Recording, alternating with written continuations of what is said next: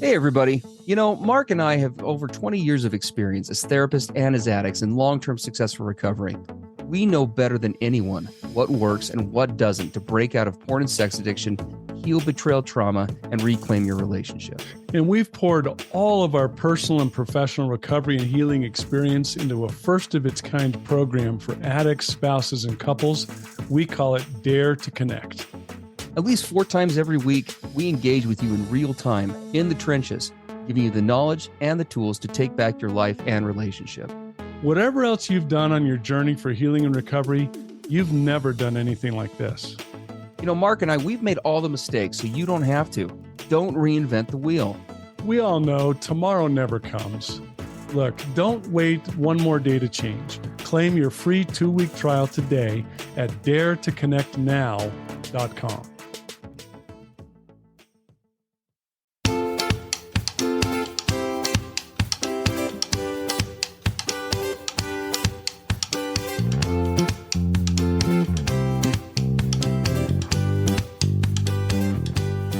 Hey, everybody. I'm Steve Moore. And I'm Mark Castleman. We know the pain and heartbreak of porn and sex addiction. And we know the triumph of breaking completely free. Every day, we help our clients find hope and healing. Join us in the fight to take back your life, your marriage, and be stronger than ever. This is the PBSE Squared podcast.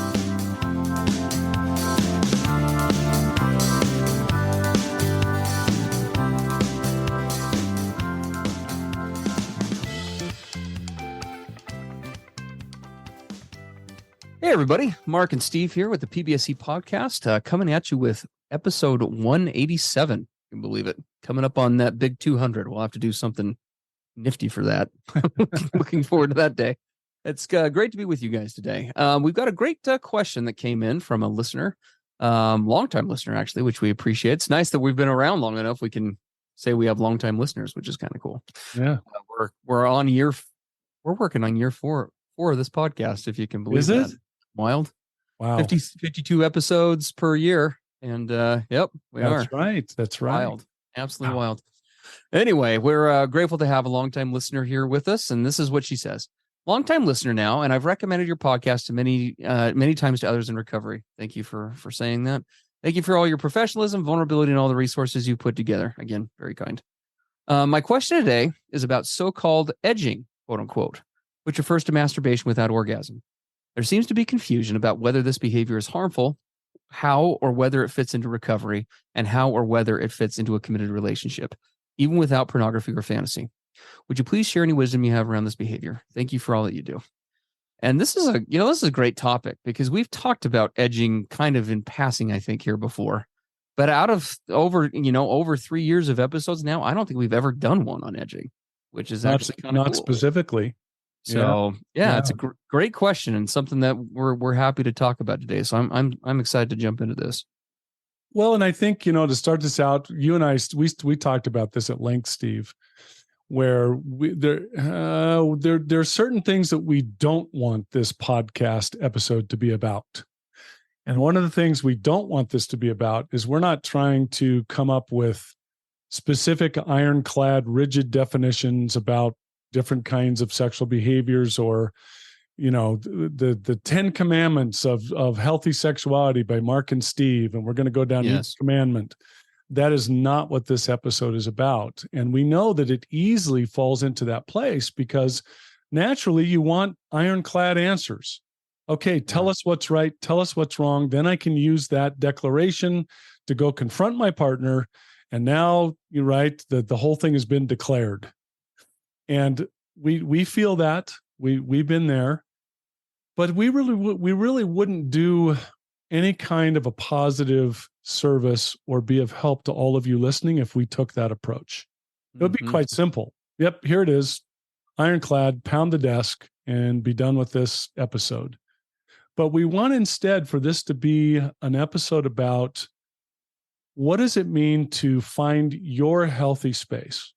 What does it mean to figure out what is most authentic to you and to your coupleship? What is going to help you to move into your 2.0, right? 1.0 has been addiction and dysfunctional relationship and all the destruction and crap that's gone on, how do we move into 2.0? Yeah. What's Steve 2.0, Mark 2.0, Dave 2.0, Kathy or Cindy 2.0? That's what this episode's really about, is how do you do that instead of just rigid definitions? Now, having said that, okay, edging, let's just, Steve, you pretty much said in their question what that is. It's basically self-stimulation without achieving ejaculation or climax. That's pretty much what it is. I'm self-stimulating for whatever technique or length of time or whatever, but I stop just prior to reaching climax. Now that is true, and that definitely applies to masturbation. But one of the things that we wanted to talk about today for sure is that, edging, usually it is used in that context, right? When we typically hear that in our clinics, that's what usually most people are referring to, right? How close can I take this to the edge without going over the climax cliff? And does that count as a relapse, quote unquote, or not? Right. Right. But one thing that we wanted to invite everybody to do today is to be thinking about this concept of edging in a much bigger context, because rather than thinking about it as a standard reference to, masturbation without orgasm, think of this more in terms of an approach to recovery versus not. Yeah. Right. Because edging, technically, when we work with clients, I mean, Mark and I work with clients literally all over the globe, and with a whole variety of behaviors that oftentimes encompass things like pornography and masturbation, but extended to a whole other range of things all along the emotional and sexual spectrum. And when you look at the concept of edging, this idea of taking something as close to the cliff before I have to take some sort of action, right? Whether it's reporting to my wife because she has a boundary about these kinds of behaviors, right? Or this sort of behavior, whatever the case may be, it opens up the definition a lot more. Because, for example, I have clients who have towed the line with extramarital relationships. They have edged with those, right? Oh, Steve, it's not actually an emotional affair, right? Because these things haven't happened yet, right? Or we haven't talked about these topics. And it was just good old fashioned flirting in the office. Yeah, it really didn't cross the line. Yeah, that kind of same thing. The same thing holds true with these other behaviors, right? Like scanning, for example, is one that you brought up, Mark. Right? Like I know you and I both have kind of been the kings of edging scanning. Oh yeah. Oh yeah. Well, so here's I'm going to call this an infamous example. I hope this. Well, I'm going to offend somebody. So if I do, I don't know how else to do it. But there is something used in some pretty standard recovery circles called the 3-second rule. Sure. If I'm in public and I notice that I start to check out people's body parts, as long as I catch myself and be mindful within 3 seconds, then that's not a slip or a relapse. Well, let me tell you what Mark's addict, opportunistic brain did with that one. Do you want to know the amount of body parts I could take into my head within 3 seconds in a public space?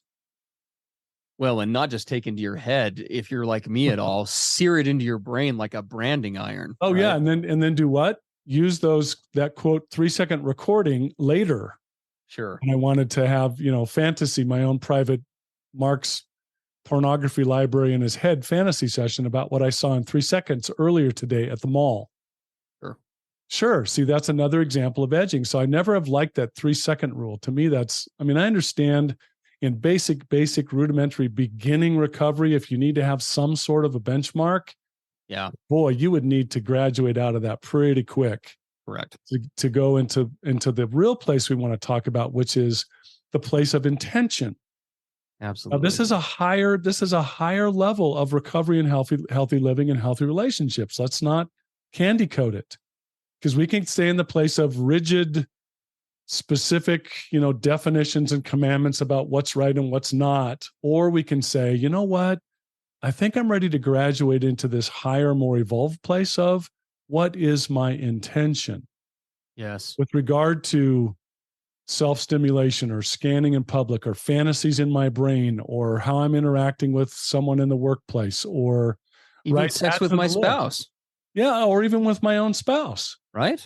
This can apply to any behavior, right? Because we talk so often on the program about how recovery is a lifestyle change. We use that phrase a lot. It's not just a shift in behavior. It's not something one of those big mistakes I think people make when they start the recovery journey is they look at this kind of as okay, I need to heal from this. And through this healing process, I'm going to do this set of external behaviors and things, right? Like I'm in a hospital, like I've been admitted. And then eventually I'm going to be discharged and I'm going to go back to just how I always lived. And that is not how recovery works. This is Yeah, not a hospital stay and then you leave. Yeah, I'm going to do the check the boxes, meet with the requirements. And then once I've, quote, completed all that, now we can move on. And I just live the way I lived before. And that's not how it works. It is a lifestyle change, right? And if we're talking about a lifestyle change, now we enter this realm of what is my intention? The place where that gets, this is really advanced stuff that we're talking about, everybody. But we want so much for all of you to get to a place where you can walk through this door, right? Because what is this about? My intention is about, what is my choice in this moment? How is that affecting the authentic self, the ideal vision of me, Mark 2.0? How is this current choice affecting me moving in that direction? How is it going to, right? As I look ahead and I go down this choice or this pattern of thinking, right? Or this way that I view the world, this paradigm, right? As I continue on in this, right? What's the trajectory? I think is the wording that we talked about. Yeah, what's the trajectory? Not just what's this going to be like right now or 5 minutes or an hour or tonight, but how does this affect me tomorrow and next week and next month? Right? How is this in harmony or not in harmony with the vision of what I have for myself moving forward? Yeah. Right? And that's not to say, how does it then also impact the vision I have for this most important relationship that I'm in, right? A marriage or a partnership. We're just talking about the individual authentic self right now. Yes. Well, we probably ought to bring up this other term because we're kind of using them interchangeably because there's actually two components to this. When it comes to this, this living in an authentic way or the pursuit of the authentic self, quote unquote, that we talk about on here all the time. And we'll talk more about the authentic self in just a second. We are talking about definitely intention, but the other side of it that you have to weigh when it comes to authenticity and real recovery, real change is not just intention, but also impact. Oh, yeah. Right. Yeah. And so their intention is, well, this is the trajectory that I'm aiming for, that I'm shooting for, right? It's the more looking ahead. Whereas impact is that same sort of a mindset, but rather than how is this choice going to contribute or not to me being my authentic self, it's honest self-evaluation, right? Having just engaged in X or Y-Z thing, whether it's an activity or a conversation or a paradigm, again, a viewpoint that I'm holding on to this paradigm up to this point, what trajectory is that creating for me as I look back, right? Where is it taking me? Yeah. And I think, so you introduced, Steve, two really important parts of self-honesty and self-evaluation. Because and this is no easy thing. We don't use the words honest self-evaluation or honest self-reflection lightly. How do you even get to the place where you have the ability to honestly, transparently look at yourself? That is a whole road of recovery and healthy living and healthy relationships that Steve and I still work on every day. Absolutely. Honest self-evaluation. For example, okay, I'm going to go to the water park for a kid's birthday party. What is my intention as I start to decide whether I should attend that event or not? What is my intent going into that space? I can tell you what Mark's intent was during my addict years. Oh, I had a whole plan worked out about going to the water park. Everything that was going to happen, everything I was going to see, how it was going to go. Versus my intention today going into that setting is radically altered. Who are the people I love and care about that are going to be there? How am I going to connect with them and be fully present with them? How am I going to have this be a really fun and awesome, memorable experience for all of us? Yes. Very different from the addict Mark with regard to intention back in the day. Sure. Well, and I love how we're using the intentional language, because what is addiction, right? On a core level, it is this pattern of escaping, and numbing out and all the things that we talk about, but it's doing it through a reactive lens, right? It's the limbic system just firing on this overdrive mentality of what's going to feel good right now. That's just the constant question it's asking, right? What's going to feel good right now in the next 2 minutes, in the next minute, what do I want? I want what I want, and I want it now. Yeah. And how do I respond? Right. And like, so for example, if I'm in pain, how do I make the pain go away? Right. It's all about this immediate kind of environmental thinking, and it's very reactionary. It's very instinctual. What we're talking about here, this lifestyle shift, this pursuit of the authentic self, is the exact opposite. It's a prefrontal cortex brain engagement, right? I'm looking at where is this taking me? Is it taking me where I want to go? Here's this vision that I have of my authentic self, right? Which, as you guys have heard us talk about on here, is essentially in the most basic components is, who am I trying to live today, right? Like, what are the values? What are the parts of me that I want people to think of me and view me as, and that I hold personal to me? And it's a mix of that and who I'm trying to become, right? In 5 years, 10 years, 20 years, whatever it is, right? The direction that I'm heading. And so it's all about putting both my choices that are coming up, again, intention about how is that going to impact or take me either closer or further away from that person. And then this impact evaluation is all about, as I look back on the movie I just watched, or the experience that I just had with my partner, or, the whatever it is, right? As I look back, am I now closer to that person now as a result of just having done that? Am I closer to the ideal that I'm shooting for myself? Did I get closer to that? Yes. Or one of the questions I really try to ask myself today as I go into any sort of situation is this going to bring me closer not only to the ideal that I'm trying to move toward, but does it also have the potential to put me back in old ways of thinking? Mm-hmm. This throw me back into old addiction mindsets and habits and ruts and wiring. I have to keep a close eye on that in my life. It's not like, does this move me in the direction I want to go? Does this take me backward? Because I can go backward pretty quick if I'm not mindful. So true. Yeah, absolutely. No, I love that. So and now this authentic self, it's important to note that this extends beyond just the self, right? Because when I'm looking at the kind of at myself through an authentic lens, it's not just about who am I and what I'm trying to become. That also incorporates the relationships I'm trying to cultivate. Yes. And this is where, this recovery discussion goes from just the me to the we that we oftentimes talk about. Because my authentic self also incorporates what kind of marriage am I trying to foster, right? With the relationships that I have with other people, how do I want to show up in those versus not? Do I want to be fake versus transparent? What degree do I want to be transparent with? What do I want intimacy with other people, not just sexual, but emotional look like, right? All of those different questions. And so when it comes to the relationship in the marriage, and it comes to this recovery discussion, the questions aren't just going to be centered around, well, how did this just impact me? How is this decision going to impact, for example, the safety of my spouse? And this is where authenticity and the pursuit of it, Mark said that this is advanced stuff, and it's true, because that honest self-evaluation oftentimes will involve examining different parts of our own authenticity and asking which part is more authentic, right? Which part hits more close to home than maybe another. Yeah. So which part do I value more? Yes. We actually did a podcast a while back that had talked about some of these things about scanning in public and what kinds of movies do I attend and do I go to concerts or swimming pools? And we had a guy reach out to us and he was not happy. He basically said, You guys all sound like my partner.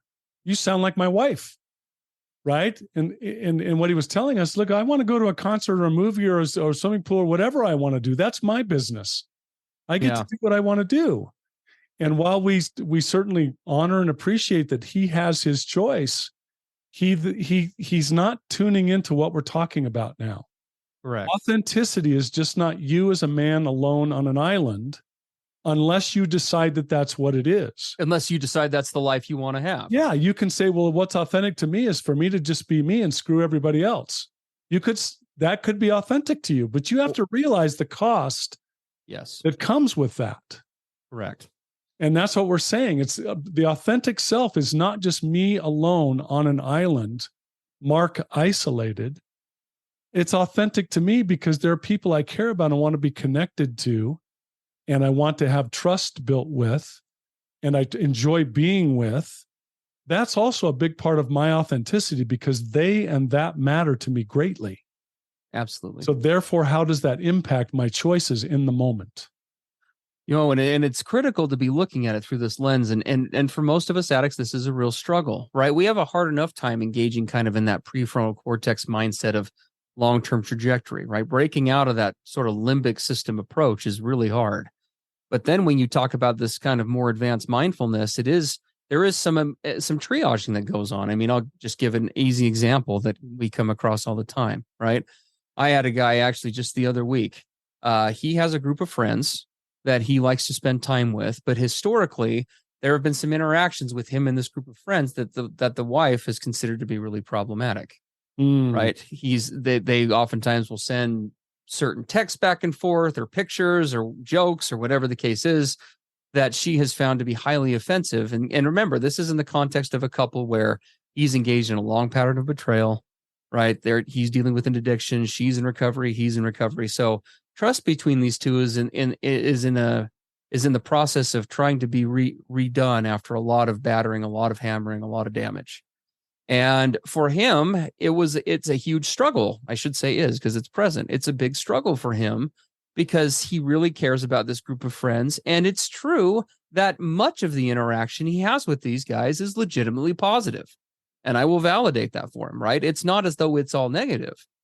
But right now, given where his recovery is at and where his relationship with his wife is at, he is facing this exact choice, right? We talked about this very thing also on Dare to Connect, our Dare to Connect program for addict spouses and couples, right? we did this just the other day with somebody else in a different scenario where we were talking about this idea of, you have to decide not just what is going to work for you, but is this taking you authentically in the direction of your recovery journey and where you want that to go as a couple, right? Because even though that situation, that activity, that whatever, it may not impact you. We talked about this, I believe, in our couple session, on Fridays. It was a Friday a couple of weeks back. You have to look at this idea and pay attention to the reality that, yeah, you may go and have a really good time at this, but if your wife is living in fear for the next 3 hours and is triggered 6 ways to Sunday and also, and is using her tools, but despite that, it comes with an impact to, again, her safety, the safety of the marriage, and the other things that you're trying to work towards. We're not telling you that the decision automatically needs to be, well, just bail on the activity. It means that you have to get really real with yourself and with your partner and really be able to examine authentically with where we want to go and where we are at now. What is this relationship able to really bear? Right. And which of those relationships in other words, I might have to choose, not necessarily in an ultimatum fashion between two relationships per se, but I might today have to choose which of those I need to nurture more, which one needs to be protected more, right? Which one, whatever. So that's the kind of stuff that we're talking about here. This is not easy. This is not easy stuff. No, and it also shows how changing and evolving this process is, because I can tell you that there were things in my early to mid recovery that had to be off the table without exception. Correct. But today, I can engage in those in a healthy way and completely honor my relationship. Absolutely. And my wife is okay with those. But there was quite a lengthy time where there was no way. Yep. Absolutely. No Absolutely. way. In fact, on Dare to Connect today, we talked about this very thing. Right now in Dare to Connect, we're kind of doing a special week where I'm actually going to be out of town for something. And so before we get into next month's topic, we have a monthly topic on the program. We also like to mix it up with kind of real world scenarios. And I'm going to be out of town. And today in the addict session, we walked guys through realistically what recovery looks like when I'm out of town. The stuff that I do, the steps that I take to stay safe, what my process looks like. And on Wednesday, my wife is actually going to come on the program on Dare to Connect. And we're going to walk the audience through how did that look at the beginning? What did the recovery look like for us as a coupleship, right? At the beginning, how that's evolved over time. And we're going to have a really cool discussion about it, right? That's the kind of stuff that we have to be, that's the kind of stuff that we're talking about here, right? Is looking at this, like Mark said, how does this look now? And where do I need to land on this decision, on this priority today recognizing that maybe that will change down the road. But where am I at today? Yeah. Right? What do I need to choose? Well, and the thing that concerns me greatly, especially for a lot of the guys in recovery or who are wanting to get into recovery or thinking about it, one of the things that someone have asked me, Mark, if you could change some things, if you went back to your addiction years and getting into recovery, what would you change? And I'll tell you one thing absolutely for certain. I tended to be very stubborn and fairly arrogant and prideful in digging my heels on certain issues, like this movies I can see or places I can go or stuff I can do. And man, I would dig my heels in hard to absolutely retain my complete and utter total independence from anyone else. And today I could have saved myself and my wife and our coupleship a lot of agony and pain had I not dug my heels in so deeply in the beginning and middle stages of this. I wish I had been more able to step back as an observer and watcher and just say, let me look at this from all angles and really look and see what is not just authentic or needed for me, but also for us. Mm-hmm. I wish I had been better at that. I wish I had been more willing to learn the skills and practice them back in the early to mid times on that, because that caused a lot of pain. Amen. Absolutely. Well, guys, I know we got to let you run, but we have appreciated the topic. This has been a great one to tackle. As we kind of wrap up and take this full circle. So the question was about edging today. I guess that's the question everybody has to ask themselves, every addict in particular, right? How do I want to approach this recovery thing? Right? Do I want to take the edging approach? Do I want to, because this doesn't apply. We didn't even get into positive behaviors, right? Yeah. Do I want to be, because this could equally apply there, right? Do I want to be edging when it comes to my recovery proactive efforts? Do I want to just do the bare minimum on the assignments that I get? Do I want to just maybe listen to that podcast and not get into D2C for some reason, Dare to Connect, even though I know deep down I should, right? Whatever the case may be, right? Whatever that is for you, we have to. That's a little tongue in cheek there. Okay. I'm not trying to guilt and trip anybody for not being in Dare to Connect, although you should be. You should be in Dare to Connect. But and if you're not, come check out the 2-week trial at daretoconnectnow.com. We'd love to have you over there. Yeah. But what we would say is everybody has to decide, right? What is your approach going to look like? What's that going to be? And that's both the burden and the blessing of this process. It's up to you, right? You get to decide, rather than having two dudes who have a lot of therapeutic training and a lot of recovery under their belt trying to split the baby for you. This is one of those that you're standing in front of the book and the pages are blank. What do you want to write? Yeah. You all in, half in, a quarter in, not in, right? You get to decide. You get to decide which of these, quote, edging behaviors are healthy and not, connecting and not, taking you and your coupleship where you want or not. It's in your court. Absolutely. Absolutely. Yeah. So the assignment today is simple as we wrap up. Everybody, if you haven't done this already, and if you have, go back and look at it. Sit down and begin to explore that authentic self in the various roles that you take on in your life as a husband, wife, father, partner, mother, professional, right? Churchgoer, whatever it is, and look at those different areas and say, where am I at? Am I moving towards where I want to go? And what does that person look like? And then begin to implement what we talked about today. So once you've created that and really spent the time to explore that, whatever that is for you, then you start going through those different areas of your life and you start asking yourself through that lens, are these decisions I'm making day to day, are they reflective of that? Am I reacting to the world around me and living in a reactive place, or am I living in a proactive, purpose-driven, intentional place? Exactly. Right. And am I moving towards that? Exactly. So, love that. There you go. All right, everybody. Hey, thanks for being with us again. And we will pick things back up in our next episode. Sounds great, everybody. Take care. Everything expressed on the PBSE podcast are the opinions of the hosts and the participants and is for informational and educational purposes only. This podcast should not be considered mental health therapy or as a substitute thereof.